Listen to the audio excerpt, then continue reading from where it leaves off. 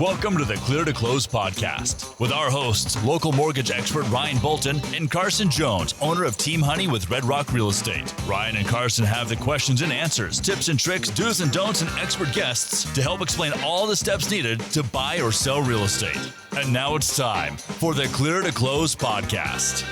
Welcome, everyone. I've got a special guest with me today. Carson actually just had his baby. So, hey, second baby. A wonderful experience. She came a little bit early, so that is a fantastic story. But I got Ryan Judd. He's been on my list to have here in studio because one of the most important parts about owning a home is getting an appraisal done on the report, whether you're buying cash or whether you're doing a loan against the property. So I want to talk to Ryan today about some of the things that go into determining a home's value. So we have a slide here. I want to kind of go through these key points with you first. So let's pop up our first slide. So our first thing is, how do appraisers determine the value of the home? I think number one is going to be the location of the home. So kind of obviously a home that's sitting right on the beach in California is going to be different than a home sitting in Barefoot, Idaho, even if it's the same quality, construction, builder. I mean, all those things can be similar. So how much do you look at location? And when you're doing an appraisal, how far away can things be to use that as a comparable? Thanks for having me, first of all. Sure. Glad to be here. To answer your question, anything in life that has value has scarcity. So location comes down to what's replaceable or is it easily replaceable. So if you've got tract homes in the middle of a field that you can replicate over and over and over again, that land isn't going to go upward in value exponentially if there's an excess in inventory. But they're only making so many homes up on a cliff or next to the beach or on the golf course. And so typically that's why those homes command greater values, and the location is the premier value indicator to start. Okay. When you're doing an appraisal, how far away from a subject property is there rules and stuff like that determine, okay, here's the home on Main Street. I can go how far away to use that as a comparable? Because you hear times where it jumps over a freeway or railroad tracks or certain things that exclude that from the comparables. When you're dealing with like a Fannie Mae, Freddie Mac loan, they go into lending parameters or neighborhood parameters. They want the comps to be within 1 mile. No, there isn't an exact distance that we're tethered to, but as far as when we're appraising for like a typical Fannie Mae loan, yes, they want those comps within 1 mile. If we're going to exceed that, we explain why. And the reasonings why on that would be like, you say you've got an exponential home, like in a very fancy home up in Springdale, up on a cliff overlooking Zion. And all of a sudden you could have a comparable sell that's in Park City or other parts of the state. And so certain homes do warrant to go further away for a comparable sell. Okay. And in comparables, what is a comparable? We hear comps, we hear that word. What would you say is like a definition of comparable when it's on an appraisal? Utility would be the word that comes to my mind. What has similar or like utility? What has a similar view? What has a similar kitchen, bedroom count, bathroom count? And of course, location, as we said, garages, condition, quality, all of those things. And so what makes it comparable is, does it have similar utility? Does it have similar amenities? And like I said, that's where location is really important, because if you're in a certain unique area, there's not that same unique area within, say, a mile away from that home, because it is in a view area or golf course or something. That's when you have to maybe expand to a different area. Have you seen a lot of comps where you're in southern Utah and have to use something as far away as Park City to kind of justify why that home is that, or is it usually closer than? Usually you can pull that off. Like, St. George, this southern Utah market, you get up into, Kayenta or Entrada, Stonecliff, you have like custom home developments, but there's adequate comparable sales to use those. At times I have ran into some homes. There's been some homes that are, $3 to $10 million homes here that are unique. And when they are unique, sometimes there's a reason that we've gone to Vegas for comps at times for some of these larger homes that command higher price points. Okay. Let's pull up the slide again. Let's go through another thing here.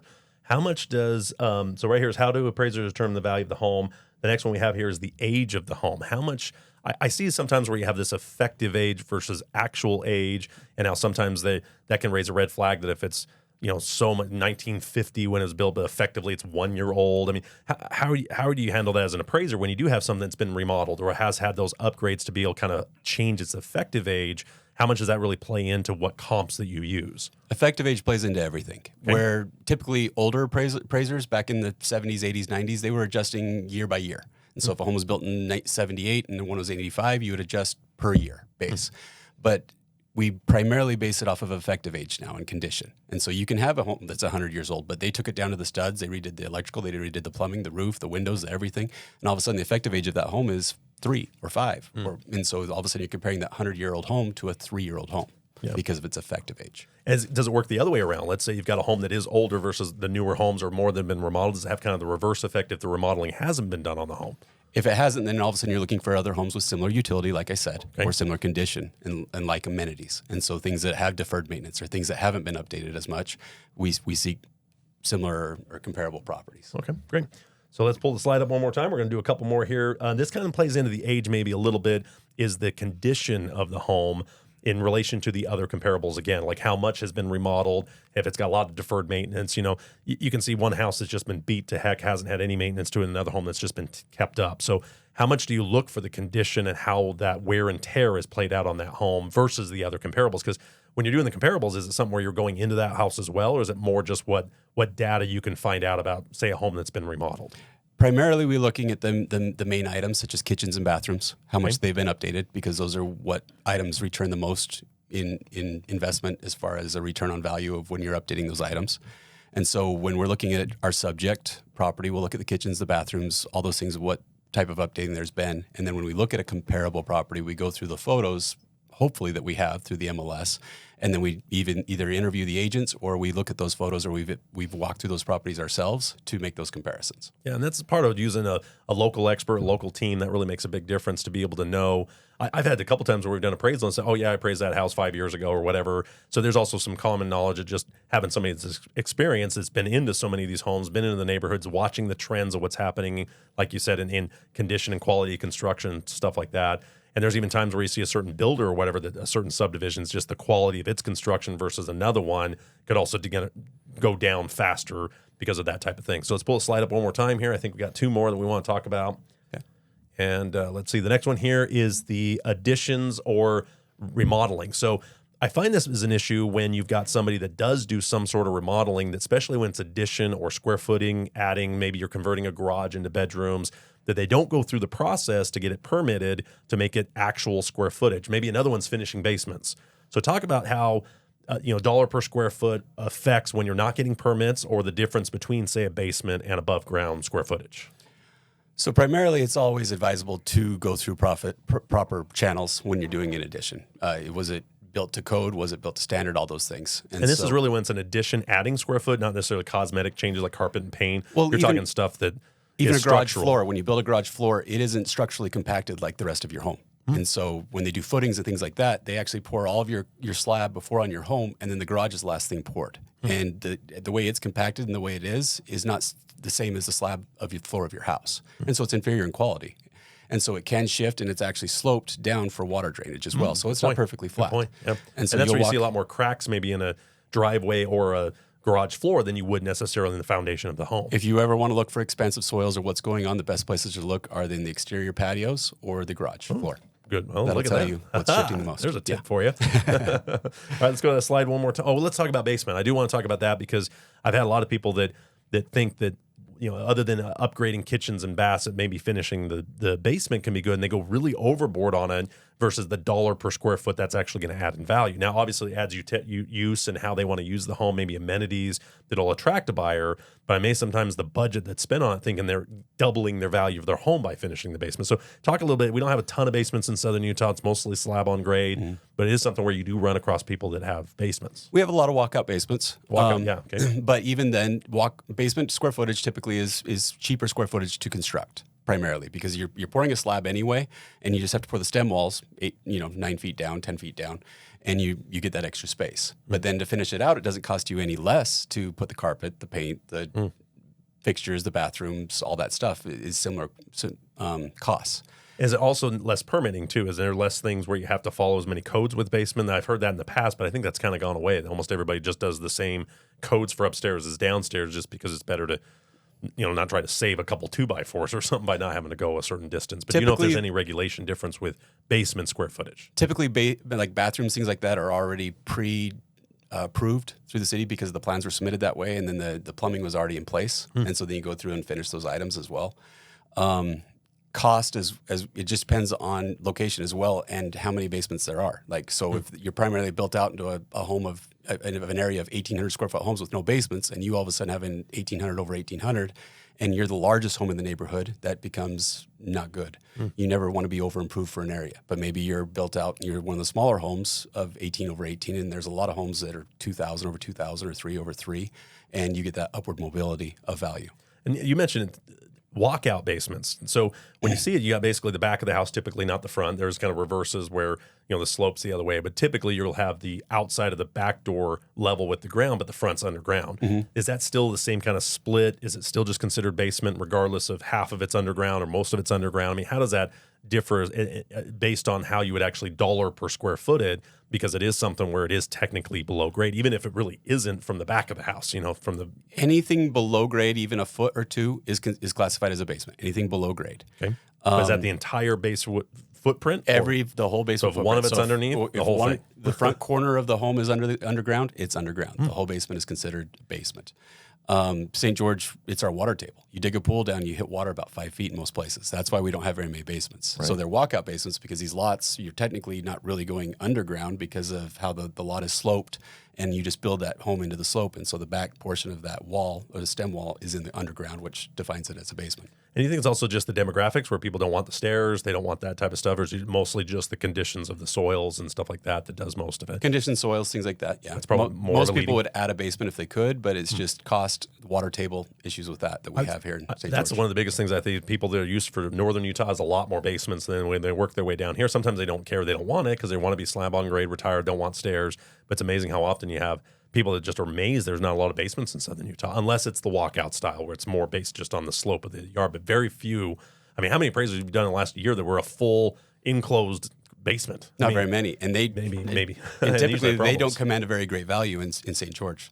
People want that walkout basement. They do want the walkout basement. Okay, so I want to just talk about those things real quick about kind of the things you're looking at. But now I want to talk about what's going on within the industry. Now, what we're seeing on the lending side is a lot more of appraisal waivers. We're starting to see the fact that if the credit profile is strong enough, then there's a chance to be able to waive the appraisal completely, where we never used to see. It was always just required appraisal, was just always part of everything. But as they've gotten more and more data and as they got more points, but in Utah, we're a non-disclosure state. So sometimes that data to pull these automated values don't either come in or don't come in high enough or still recommend an appraisal. But from you guys, do you feel like this is something they're trying to do to just eliminate the appraisal field and altogether? Or what are you guys doing as an industry to say, hey, there's still major value for us to order appraisal, even if we get a waiver?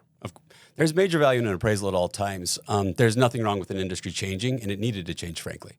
Part of the appraisal waiver is before, a lending was based solely on the asset and the asset only. Now it's more of a total risk assessment of what's the borrower's credit score, what's their asset base, what do they have, and what's their down payment. And so if that waiver comes across, I still advise people to get appraisals.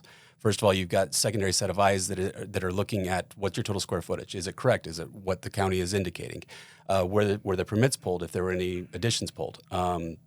Zoning verifications, all those type of things when you're buying one of the biggest assets of your life. Yeah, and it's something where maybe what the data is pulling is just raw data, but it's not pulling photos. It's not looking for water damage from the roof. It's not looking for other things that can be hidden, like you said, that doesn't have a trained eye to know. I mean, you're in houses every single day. You know where people try to hide stuff. You know where people try to it's just having another pair of eyes, especially if they miss the home inspection. If they're not doing a home inspection and an appraisal, they're missing out on an opportunity to catch something that's wrong or to make sure they're protecting one of the biggest assets they're going to buy, one of the biggest loans they're going to do. But it is interesting to see how Utah hasn't had this increase of waivers because of some of the data that they're getting, and it's a lot more common on refis, I would say, than purchase money. But you're totally right. It's something where before it was always, 4 things we always need in appraisal was always no. There was never waivers. That's, you might get something where you get a waiver if it's like 50% loan to value. They've been in the home 50 years. They got 900 credit score. Okay, they'll wait on a rate and term refi.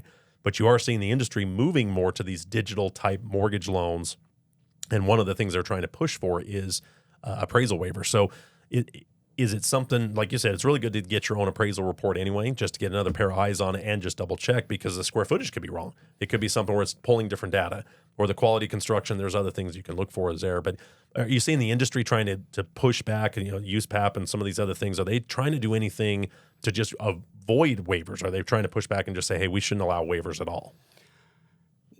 Sometimes an appraisal isn't needed. Sometimes legitimately they're coming in, they say I'm buying a house for my brother and I know I'm paying $200,000 less than market value, and I'm coming in with $100,000 down, and the loan is a moot point as what the appraisal is. But when you're getting an appraisal, or if there's an appraisal waiver, you truly don't know what the value of that home is going in. You can have your agent telling you, yeah, I feel really good about it, but most agents are great, but they are working on a commission base. They get paid when they sell a house, and both sides. And the appraiser is the only unbiased party there to say, hey, here's the data, here it is. And for $400, you're getting an independent opinion based off of this huge asset buy that you're doing. And so it just cuts out anybody that's a commission-based, from the loan officer to the realtors, they're all getting a cut of that buy. And I tell you, that's probably the biggest thing that's a move in our industry is not only the waivers, but the fact that we now have these management companies in between you and me. I used to see my appraisers once a week, bringing in appraisal reports or talking, we network, you'd send your business to a couple different appraisers that you're working with based on either how quick they could do it or just the networking in the industry. They've really removed that completely with these AMCs. So maybe a lot of consumers don't realize this. When we order an appraisal now, we have to order it through the management company who then randomly assigns it to you guys. Mm-hmm. So you're really working more for the management company than even the lender at that point or the borrower. So it's like you're not the client of either one. Technically, you're really of the AMC, and then we hire that AMC. But it's interesting how it feels like it's separated us a little bit from that. Now, maybe they abused it so much, we deserve it. There was so much abuse that was happening between mortgage companies and appraisers to artificially push up values and sales prices and stuff like that.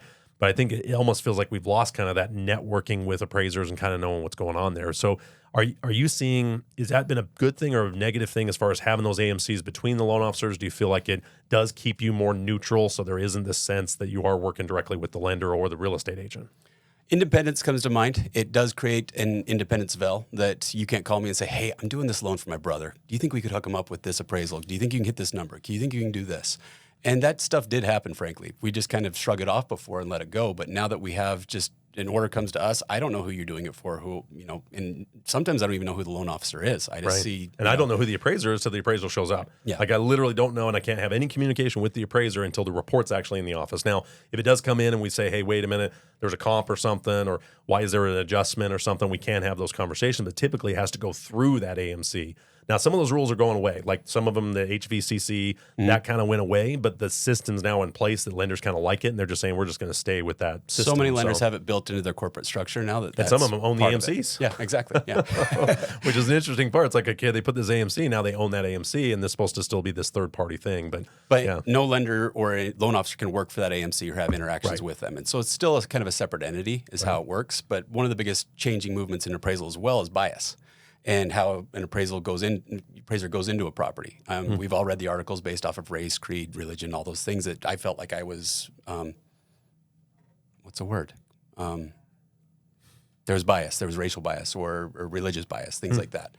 And so they're working on ways that works. And so one of the words that's changing with appraisal is bifurcation. Bifurcation is that you have a separate independent inspector go out, inspect the property, get all the measurements, get all the photos, who then submits that to the analyst. And the analyst will go through and do the appraisal on the property. And so that creates a situation that I didn't go through the home. I didn't hear the lady screaming at the kids or the lady screaming at me or whatever. Or the dog barking or whatever. I didn't see somebody's, anything that might set me off. And so that helps with bias as well. Do you think that adds to the cost? I think that's one thing with the AMCs being added, with the that one extra step, and then other requirements, and all the stuff that USPAP actually has you do, and the form just seems to get longer and longer. Every form in the mortgage industry gets longer; it doesn't get shorter, kind of thing. So it seems like the cost of getting these things continues to go up, and you're starting to see less and less people getting into the appraisal world. They're retiring out. We're seeing I saw a report that showed more people retiring as appraisers than joining the industry. So you think that's putting an undue pressure on appraisers and what you're actually receiving for your compensation is going down because there's more hands in the pot, so to speak, to kind of make this go. It just seems like appraisals have gone way up. I mean, I was in the days where appraisals were $300. Yeah. Well, sadly, a lot of people think that a lot of times you'll get an appraisal bill and it'll be $800. Right. But what they don't see is $300 to $400 of it at times goes to that AMC. Right. And so the appraiser's still getting $400 to $600 for that appraisal. Right. And so appraisal is one of the only industries that I know that I can say 15 years ago I was charging $375, where I still did an appraisal this week for $450. Right. It's not like it's gone up exponentially for the appraiser. That's the thing that for the consumer, and again, this is those unintended consequences of regulation and all this kind of stuff that are designed to kind of protect. when they add these other businesses inside or in between us and all that, it just adds to the cost of it. And then you start wondering, what are they really doing other than just sending the appraisal report to you? They're literally a middleman. And I've seen sometimes that AMC made more on the report than the appraiser did. Wow. Yeah. I've seen sometimes where you have the trip fees and stuff like that, or you have maybe a rush fee, or sometimes, so when you get an appraisal from an AMC, so they bid it out to whoever's on their system or their pool or their panel. There's a couple different words for it. Do you see stuff where you get outbidded because an appraiser is willing to do it cheaper or fast? Do you ever see what the other bids are? Or you just say, okay, here's the appraisal report. When can you have it done? How much are you charging? Yeah, I'll give them a flat bid. This is what it's worth to me to get it done in this amount of time. And if you find somebody else to do it, somebody else gets it, just like you call a plumber. Are you willing to do it for X amount of dollars? And a lot of times that bidding process goes out like that. So is it not something where you see, I always hear bids. So you see the other bids, or they just send it to you? And they call me and say, hey, what's the cost to get it here by Friday? I say $600. Right. Maybe. And you either get another guy down the road said $525. They took him and he did the job. Because most of the time with us, it's the same fee regardless. Now, sometimes you will have an AMC call you back and say, because of a rush or distance or something, there's a bump up in the cost or something like that. So as we're disclosing on the loans, we have to disclose third-party fees, and we only are allowed a certain padding that if it goes up above that, we have to actually eat it as loan officers. So a lot of times we're padding it even more. But it's interesting. Whenever you see a consistent fee padded, that becomes the base number. And then the pad goes above that. So it almost, again, artificially raises the price where we're not trying to make more. We don't make any money on the appraisal. The appraiser's not making any more, but the cost is still going up. Because it was disclosed that way, sometimes it gets equated that that's how much people pay because of the initial disclosures. Yes. And it just becomes more of an industry. That's what everybody's charging for. But that's also the value of getting a very well-educated loan officer like yourself, that you do know that it costs more to go to Duck Creek or Bryan Head or Escalante or Panguitch or Kanab or know the outlying areas. And that's where when you're submitting to an ASC and you know it's an outside area, you got to raise that price a little bit, because if you send it out $300, every appraiser is going to say, no, it's not worth it. It's going to take me all day to get up there and back. And times that AMC takes a week and a half trying to find somebody to do it, where in the meantime your lock is sitting and they can't get the deal done. Right. Or appraisal deadlines. There's all kinds of stuff that are kicking in. So that's where the experience of a team that's knowing the area just knows some of those little pitfalls that can cost you a week. If I get to the point where I'm not seeing an ETA on the appraisal report within a few days of ordering it, that's usually when I know, okay, either the time frame's too quick, location's an issue, price, something's an issue, why no appraiser is taking this bid. Now, and that's part of why I worked on trying to make sure our panels also have enough to be able to kind of accommodate all areas. But it's something where you don't want to have 50 appraisers on there either. How many times are you seeing other appraisals for like second reviews? Do you see anybody, even like buyers and sellers, ever going to you and say, hey, can you review this appraisal? It just feels like it's wrong, or their comps are wrong. Or do you ever really see a lot of that? Lenders will approach you for a desk review or a field review where you review other work, or even in private appraisals, they're like, hey, I got this appraisal. I need you. Would you be willing to look at this? So yeah, for a fee, I review that report. I go through and say, yeah, I feel like this is a substantiated report, or no, I do believe that they could have used these comparable cells and created a more accurate value. I think that's been helpful too. There's sometimes you can say, hey, why did they skip one? There's more than the 3 comps, 6 comps, depending on how many comps are in the appraisal. And you'll be like, well, wait a minute, there's this. Why did they skip it? And there's sometimes a reason, sometimes there's not. But it's interesting to get it's a lot easier when you have those numbers or this street address, what it's sold, and say, okay, here's this one. Why did you skip it? So that's sometimes where we've talked as well and said, hey, can you just take a look at this one? Why is this one so much different? And why did they go so far to find a comp one? And I know there was ones that were closer. One next door. So sometimes you go back and explain, well, this one was a 2-bedroom where ours is a 4-bedroom. And the utility was substantially different. So even though it's located next door, the utility is completely different. Absolutely. Or updating our condition. So, yeah. Well, I really appreciate, we've always been good friends over the years. We're Ryans, so Ryan's got to stick together. But it's something where, how does somebody get a hold of you? So if they do get an appraisal waiver, or they're paying cash and they just want to have a pair of eyes that are unbiased, like you said, how do they get a hold of you directly? Because a lot of times people think they order the appraisals. Even buyers will say, oh, do they order the home inspection? Do I order the appraisal? And we say, no, we have to order that as a part of a loan process. But let's say somebody wants to have you look at their appraisal, or they're looking to sell a home and want to get it done. How do they get a hold of you directly to order an appraisal? So I have a website, but I was formerly Judd Appraisal. I merged with True Footage. True Footage is a nationwide company. I did that because of all the changes that are going on as far as the industry, what it is, and they're going to be a tech-driven company that is going with the evolution of appraisal, basically.